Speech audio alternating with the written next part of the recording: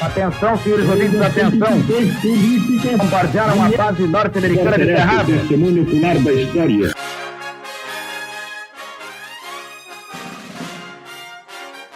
Há um século no Correio do Povo.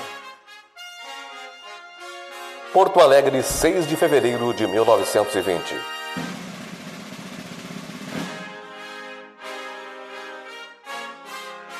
Os crimes de guerra.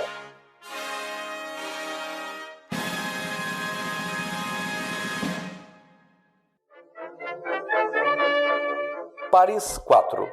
A decisão do barão von Lersner, deixando a chefia da delegação alemã, depois de haver devolvido a lista dos criminosos de guerra e retirando-se desta capital, produziu nos círculos da Conferência da Paz certa surpresa e foi objeto de numerosos comentários.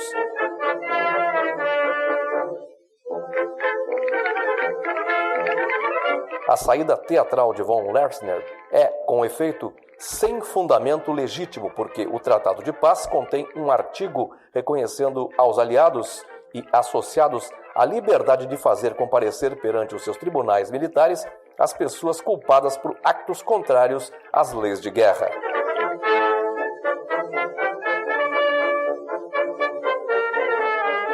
Seja o que for, o futuro mostrará se os aliados se encontram na presença de acto isolado ou se a Alemanha entende voltar à política do antigo regime e usar para com os aliados de resistência contra a execução do tratado.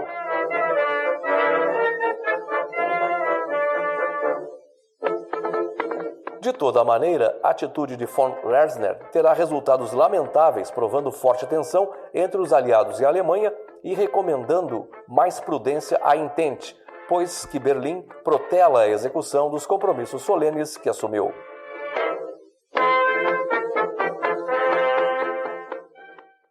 Renato Borrucho, editor e colunista da página, a Primeira Guerra tinha acabado, mas os crimes ainda repercutiam. Não é questão só dos crimes, é questão toda do resultado da guerra. Então, estavam no processo de negociação de paz, né, foi proposto um acordo, né, e nesse acordo a grande divergência que se dava é em relação à questão dos tribunais militares que estavam sendo criados para julgar os criminosos de guerra. E havia divergência nessa questão, uma guerra que produziu 6 milhões de prisioneiros. Então, a Alemanha, que sofreu muito com essa guerra aí, que teve a maioria do seu exército aprisionado pelos aliados, ela estava reagindo. E reagindo em cima do quê? De um sentimento da Alemanha, do pessoal que ficou na Alemanha, no país, numa guerra em que se produziu 3 milhões de viúvas e 6 milhões de órfãos. Então, a Alemanha estava protestando quanto a essa questão desse julgamento dos criminosos de guerra. Porque discordava dos critérios dos tribunais, né?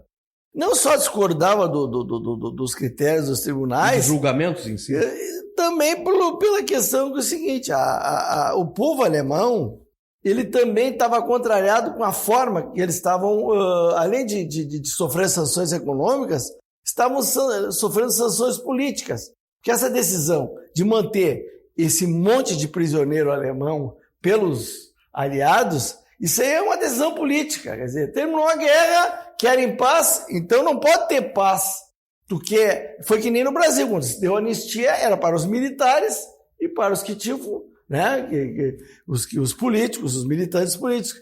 Só que eles queriam o tratado de paz fosse assinado, o armistício, mas julgando o pessoal que participou da guerra. E aí, lógico que a Alemanha, que foi a mais atingida, ela protestou veemente, inclusive com a saída do barão de von Lersner, deixando a chefia da delegação alemã. Quer dizer, ele que estava liderando a delegação alemã no processo de negociação de paz, simplesmente abandonou. Por quê? Porque ele tá vendo que os soldados alemães estavam sendo sacrificados e a paz servia só da forma como estava sendo proposto pelos aliados. Então a Alemanha, se sentindo prejudicada, saiu do acordo de paz.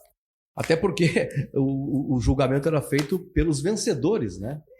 Então, que era a maioria. Que era a maioria. Sim, mas a maioria estava condenando os alemães, então os alemães se sentiam os maiores prejudicados. Além de perderem a guerra, ainda tinha um julgamento que não consideravam... Que o discurso de paz tinha que ser para todos os lados. O dia 6 de fevereiro na história, 1932. Nasce o diretor de cinema francês François Truffaut. 1945. Nasce o compositor e cantor jamaicano Bob Marley. 1945. Começa em Londres a Conferência Mundial Sindical. 1964. França e Inglaterra decidem construir um túnel ferroviário sob o Canal da Mancha. 1973. O governo argentino proíbe ao ex-presidente Perón voltar ao país. Apresentação de Alfredo Poças, pesquisa Renato Borruch, técnica de Aleph Alencar, direção e produção Jonatas Costa.